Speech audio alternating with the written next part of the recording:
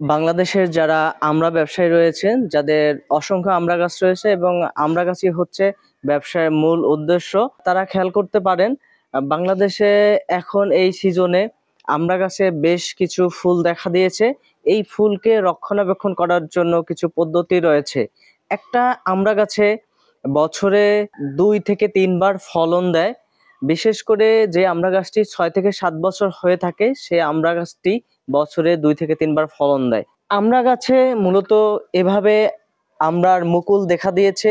এটা হচ্ছে আমড়ার তৃতীয় মুকুল। অর্থাৎ একটা আমড়া গাছে সিজন আকারে বর্ষায় যেই আমড়াটি আসে, সেই বর্ষার পরে 2টি আবার ধাপ অতিক্রম করে। এই যে একটু খেয়াল করে দেখবেন, এখানে আমড়ার মুকুল রয়েছে। এই মুকুল রক্ষণাবেক্ষণ করার কিছু দায়িত্ব রয়েছে। আমড়া গাছ তো আকারে অনেক বড় থাকে।